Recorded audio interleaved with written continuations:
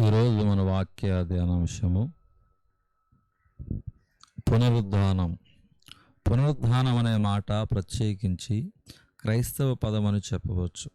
అర్థం చనిపోయి తిరిగి లేవటం. పునరుద్ధాన భావన బైబిల్ అంతటా పర్యాప్తమై ఉంది. ఏవ భక్తుడు నా చర్మం చీకి చివికిపోయాక నా శరీరంతోనే నేను దేవుని చూస్తాను అనే ఆశాభావాన్ని వ్యక్తం చేశాడు. మృతదేహాలు సజీవంగా లేవటం, చనిపోయిన వారు బ్రతకటం ప్రవక్తలందరూ వ్యక్తం చేసిన నిరీక్షణ. నేలమట్టిలో నిద్రించిన వారు చాలామంది లేస్తారు అని దానియేలు ప్రవచించాడు. యేసు ప్రభు పునరుద్ధాన సత్యాన్ని నొక్కి వక్కానిస్తూ శాశ్వత జీవానికి శిక్షావిధికి ప్రతి ఒక్కరూ పునరుద్ధానం చెందాల్సి ఉంటుందన్నాడు. చివరి రోజున నా వారిని నేను సజీవంగా లేపుతాను అన్నాడు. నేనే పునరుద్ధానాన్ని, జీవాన్ని అని పునరుద్ఘాటించాడు ప్రభు. అపోస్తుల కార్యం 24:14-15లో పౌలు చనిపోయిన వారంతా తిరిగి లేస్తారనే సత్య సిద్ధాంతాన్ని తను నమ్ముతున్నట్లు సాక్ష్యమిచ్చాడు. తప్పుడు సిద్ధాంతాల దుమారం నాడు నేడు రేగుతూనే ఉంది. పునరుద్ధానం ఎప్పుడో వచ్చింది, పోయింది, ఇప్పుడది లేదు అంటూ ఉన్నారు. సద్దుకై మనస్తత్వం పునరుద్ధాన సిద్ధాంతాన్ని అంగీకరించదు. పరిశుద్ధాత్మ ప్రయోగం. పునరుద్ధానం అనే సత్యం లేఖనాలు దేవుని శక్తి అనుభవించిన వారికి అర్థమవుతుంది. పునరుద్ధానానికి కర్త యేసే. యేసుక్రీస్తు కేక మృతులను లేపుతుంది. పరిశుద్ధాత్మ ద్వారా పునరుద్ధానం పరిశుద్ధాత్మ వల్ల కలిగింది. ఆ పరిశుద్ధాత్మే మన దేహ శరీరాలను లేపుతాడు. విశ్వాసి విజయధ్వనం. పునరుద్ధాన వాస్తవికతకు దేవుని శక్తి ప్రబలమైన రుజువు. యేసును లేపిన దేవుడు మనల్ని కూడా బల ప్రభావాలతో లేపుతాడు. యేసుతో సంయుక్తమైన వారికి యేసు పునరుద్ధానంలో భాగం ఉంది. పునరుద్ధానం క్రైస్తవ విశ్వాసానికి జీవగర్ర. మన నిరీక్షణ ఈ బ్రతుకును అధిగమించింది. యేసు ప్రప్రథమంగా పునరుద్ధానపు పంట, చివరికి నాశనమయ్యే విరోధి మరణం. నశించే శరీరాన్ని విత్తనంలాగా నాటి మహిమ శరీరాన్ని లేపటం జరుగుతుంది. ఒక్క క్షణంలో, రెప్పపాటులో మార్పు వచ్చేస్తుంది. విజయం మృత్యువును మింగేస్తుంది. పునరుద్ధానమే మన విజయ ధ్యానం. 1000 ఏండ్ల పాలనకు ముందు యేసుక్రీస్తు శిలువపై మరణించి పునరుద్ధానమైనప్పుడు పాత నిబంధన భక్తులు సమాధులలో నుంచి లేచారు. వారి పట్టణములో చాలామంది కనిపించారు. యేసు ప్రభువు తిరిగి వచ్చినప్పుడు క్రీస్తునందు నిద్రించిన వారు లేపబడతారు. అప్పటికి సజీవంగా ఉన్నవారు మహిమ శరీరాలకు మారి ఎత్తబడతారు. 1000 ఏండ్లు పాలనకు ముందు శ్రమల కాలములో హతసాక్షుల పునరుద్ధానం. ఆ తరువాత ధవల సింహాసనం ఎదుట అవిశ్వాసులు లేపబడి తీర్పుకు గురవుతారు. వారి అగ్నికందాలలో పడద్రోయబడి రెండో మరణానికి లోనై నిత్యయాతనలో అగ్ని ఆరక పురుగు చావక బాధపడతారు. క్రైస్తవ పునరుద్ధానం అమర్చితను విశ్వాసులు ధరించుకునే సమయం. మహిమ శరీరాన్ని పొందే వేళ. అది ఆధ్యాత్మిక శరీరం.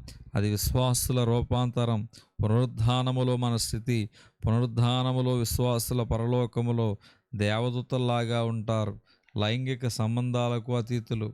ఫిలిప్పీ పత్రిక 3:21 చెప్పినట్లు తన దివ్య శరీరాన్ని పోలి ఉండేటట్లు మన దేన శరీరాన్ని యేసు మార్చివేస్తాడు. పునరుద్ధాన శరీరాలు యేసు శరీరం లాగానే ఉంటాయి. పునరుద్ధానముల వాస్తవికత. అవిశ్వాసులకు మహిమ పునరుద్ధానము లేదు. వారు నిందపాలు కావడానికి, శాశ్వత తిరస్కారానికి తిరిగి లేస్తారు. అది తీర్పు పునరుద్ధానం. చనిపోయిన దుర్మార్గులు కూడా లేస్తారు.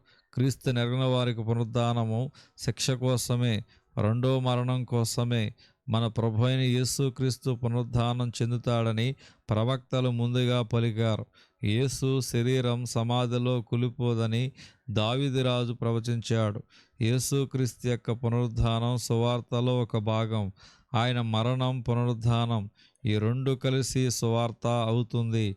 నేను చనిపోతాను, తిరిగి లేస్తాను అని ప్రభువు స్వయంగా చెప్పాడు. అపోస్తలులు పునరుద్ఘాటించారు. దేవుని శక్తి, బల ప్రభావములకు యేసు పునరుద్ధానమే రుజువు. క్రీస్తు యొక్క బలిని దేవుడు గుర్తించాడనడానికి క్రీస్తు పునరుద్ధాన ఘటన బలవత్తరమైన ధృవీకరణ. ఖాళీ సమాధి మరణం మీద జయాన్ని ఎలుగెత్తి చాటుతుంది. యేసు లేచాడని దేవదూతలు చెప్పారు, శత్రువులే ఒప్పుకున్నారు. ఎన్నో ప్రమాణాలు చూపి యేసు తనను తాను సజీవుణ్ణి చూపుకున్నాడు. అపోస్తలుల బోధలో పునరుద్ధాన కేంద్ర స్థానాన్ని ఆక్రమిస్తుంది. యేసు పునరుద్ధాన వాస్తవికతను పురస్కరించుకుని శిష్యులు ఆదివారం నాడు ఆరాధన ప్రారంభించారు.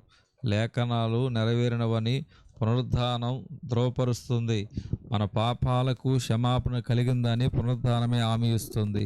రోమా 4:25 ప్రకారం యేసు పునరుద్ధానం చేత ఒక పాపి నీతిమంతుడని తీర్చబడుతున్నాడు. మన హెచ్చింపునకు కారణం, మన నిరీక్షణకు ఆధారం యేసే. పునరుద్ధానం మన విశ్వాసానికి ఆలంబనం. యేసు పునరుద్ధానం కీర్తన 2:7 నేడు నేను నిన్ను కన్నాను అని దేవుడు ఎప్పుడో చెప్పాడు.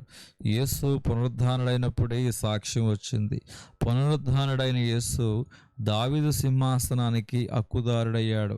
అవతరించిన యేసు ఆరోహణమైనప్పుడు పునరుద్ధాన సత్యమే మన హెచ్చింపుకు కారణమైంది.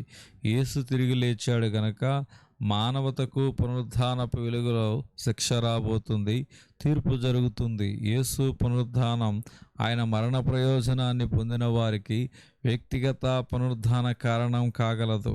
యేసు లేచాడు. యేసు పునరుద్ధానుడయ్యాక మగ్దలేని మరియకు, ఇతర స్త్రీలకు, ఎమ్మాయిలోని 2 శిష్యులకు, సీమోను పేతురుకు, 10 మంది అపోస్తలులకు, ఆ తర్వాత 10 కనిపించాడు. 11 మందికి మనకి కనిపించాడు. గలిలయ సముద్ర తీరాన అపోస్తలులకు మరోసారి కనిపించాడు. గలిలయ ప్రాంతంలో మళ్ళీ కనిపించాడు. 500 మంది సహోదరులకు కనిపించాడు. అపోస్తలందరికీ ఆయన కనిపించాడు.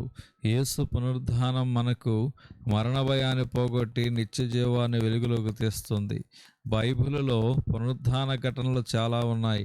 పాత నిబంధనలో ఏలియా విధవరాలి కుమారుని బ్రతికించాడు. ఎలీషా షునేమిరాలి కొడుకును బ్రతికించాడు. ఎలీషా శల్యాలు తగిలి ఒక మృతుడు బతికాడు.